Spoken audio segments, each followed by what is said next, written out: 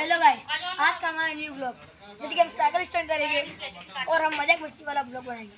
Cycle चोरी होने का हमने सुना है पहले तो,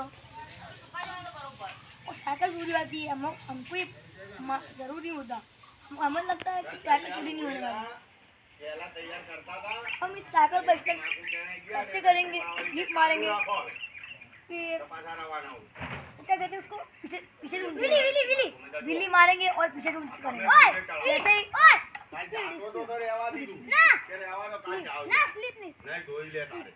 अबे साले गांडो है, तो साइकिल चला दे, इसके बाद नहीं सुनूंगी।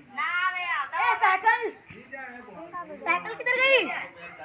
यहाँ पे हमारी साइकिल मिल गई यार।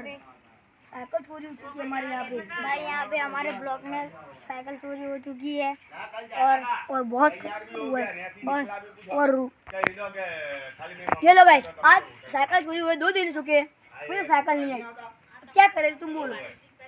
आपको साइकिल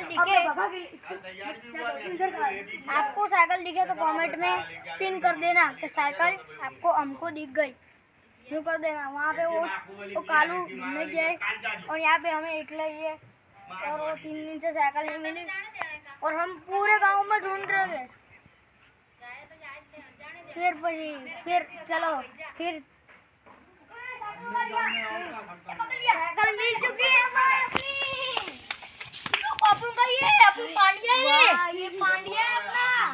अबे साले पांड्या 2 दिन से लेके गया था साले पांडवे सॉरी